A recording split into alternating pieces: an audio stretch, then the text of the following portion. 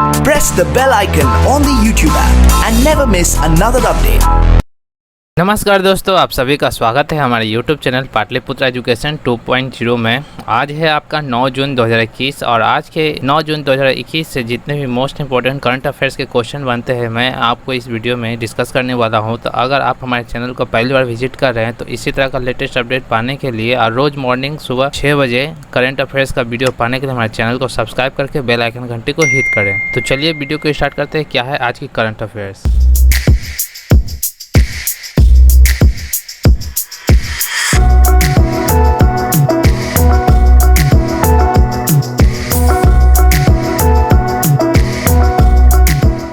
सबसे पहला क्वेश्चन है, संयुक्त राष्ट्र महासभा यूएन जनरल असेंबली के नए अध्यक्ष अब्दुल्ला शहीद भारत के किस पड़ोसी देश के विदेश मंत्री हैं? अब्दुल्ला शहीद the new president of the United Nations general assembly is the foreign minister of which neighbouring country of India? इस प्रश्न का उत्तर होता है मालदीव। अब्दुल्ला शहीद 76वीं महासभा की अध्यक्षता करेंगे। इनका कार्यकाल जो होगा वो 2021 से 22 होगा। अब यहाँ यूएन जनरल असेंबली का जो पद होता है वो हर साल अलग अलग देशों के पास जाता है। मालदीव के लिए यह गौरव का पल इसलिए है क्योंकि इस छोटे से देश को पहली बार विश्व मंच पर इतने बड़े पद हासिल हुआ है।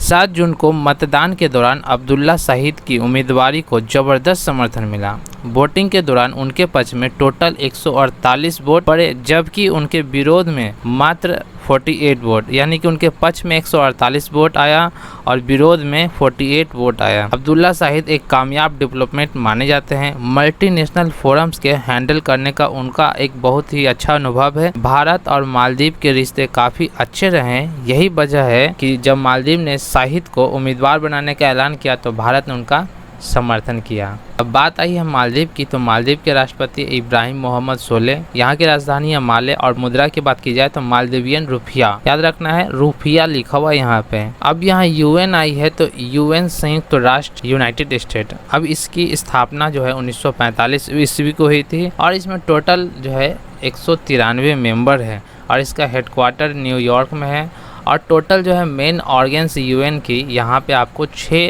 अंग हैं संयुक्त राष्ट्र संघ के, जो कि आप देख सकते हैं। पहला है जनरल असेंबली, दूसरा है सिक्योरिटी काउंसिल, तीसरा है इकोनॉमिक एंड सोशल काउंसिल, चौथा है ट्रस्टीशिप काउंसिल, पांचवा है international court of justice and 6 secretariat. तो इस तरह से टोटल यूएन के 6 अंग है और भी अन्य मुख्य अंग है जिनमें WHO, ILO एटसेट्रा सब इसी में आते हैं। तो आपको ये इतना सिर्फ ध्यान रखना है। अब यहाँ पे इसके पहले अब्दुल्ला शहीद के पहले यानी कि 75वें महासभा के अध्यक्ष कौन थे? तो तुर्की के वोल्कन बोजकीर इस पद पर थे।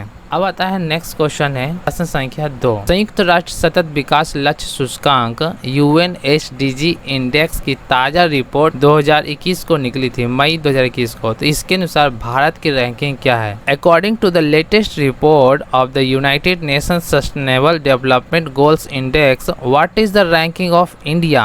तो इंडिया की रैंकिंग है 117। कोरोना की वजह से इकोनॉमिक के मसले पर लड़खड़ा रहा भारत अब बेहतर जीवन से जुड़े मामलों में भी अधिक पिछड़ रहा है। भारत यूनाइटेड नेशंस के सस्टेनेबल डेवलपमेंट गोल्स की रैंकिंग में पहले से 2 स्थान नीचे आ गया है। भारत का कुल SDG स्कोर 100 में से 61.9 रहा है। इस मामले में भारत भूटान, नेपाल, श्रीलंका और बांग्लादेश जैसे देशों से भी पिछड़ गया है। तो अब यहाँ बात आती है कि सस्टेनेबल डेवलपमेंट गोल्स में रैंकिंग कैसे की जाती है। तो टोटल जो है सस्टेनेबल डेवलपमेंट में 17 तरह के लक्ष्य होते हैं जिसके अनुसार जो है जिसमें आपको नो पॉवर्टी यानी कि शून्य गरीबी आती है, शून्य भूखमरी आती है, good health and wellbeing, quality education, gender equality, affordable and clean energy, industry innovation and infrastructure, reduce inequality etcetera इत्यादि। टोटल 17 लक्ष्य है। उस लक्ष्य में पॉइंट बनता है, उस पॉइंट के अनुसार जो भारत का पॉइंट था 100 में से 61.9 आया है। इस वजह से भारत की स्थिति खासकर कोरोना के कारण बहुत सारा जो है इकोनॉमिक आर्थिक क्षति हुई है,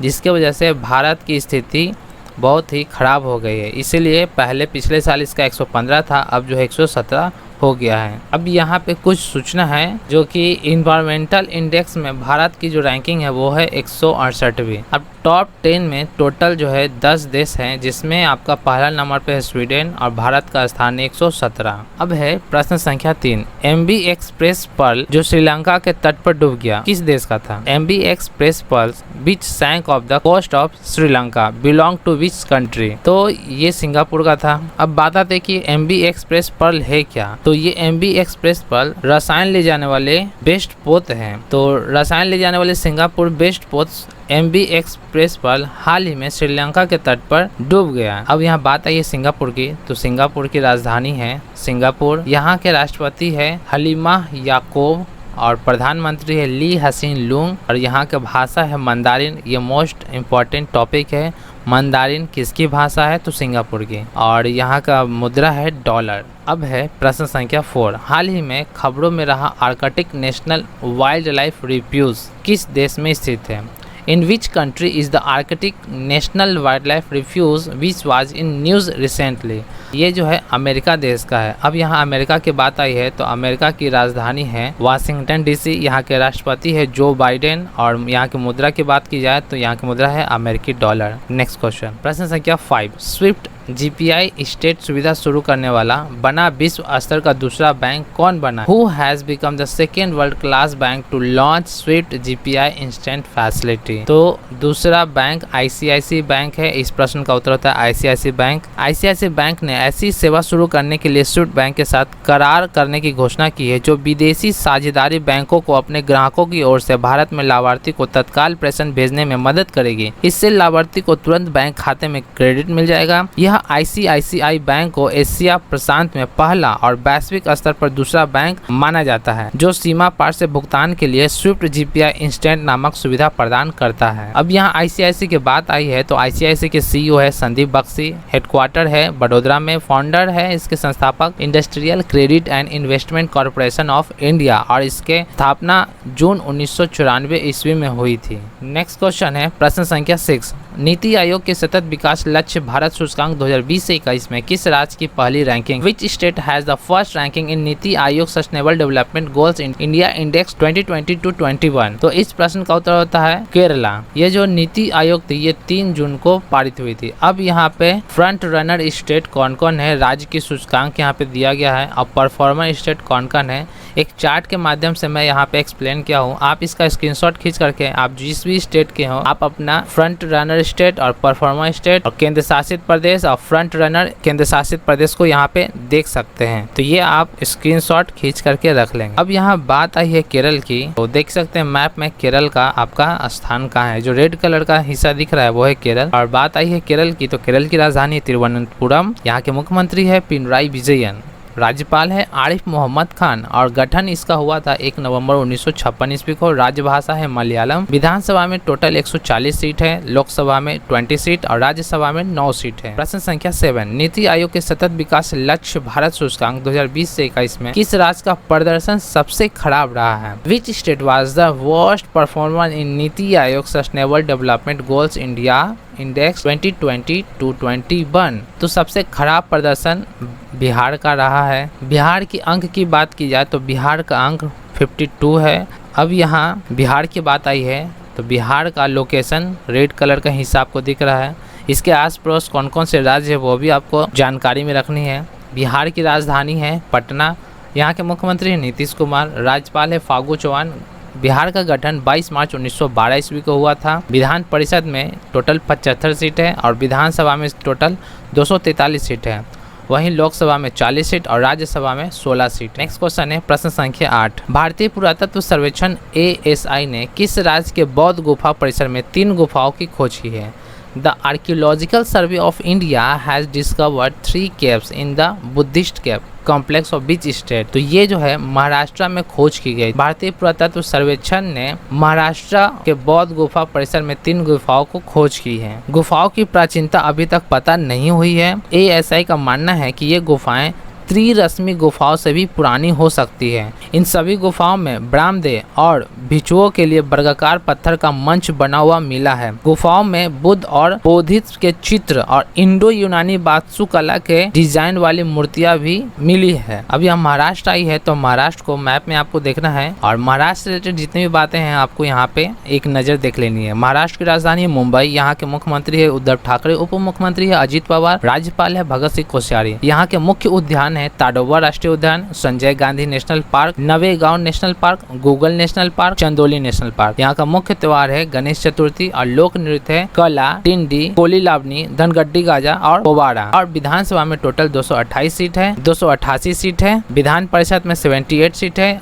राज्यसभा में टोटल 19 सीट है और लोकसभा में 48 सीट है। नेक्स्ट क्वेश्चन है, भारतीय नौसेना के सबसे पुराने किस हाइड्रोग्राफिक सर्वेक्षण जहाज को 4 जून 2021 को सेवा मुक्त किया गया? Which Indian Navy oldest hydrographic survey ship was decommissioned on 4 जून 2021? तो इसका उत्तर होता है ऑप्शन नंबर डी, INS संध्या।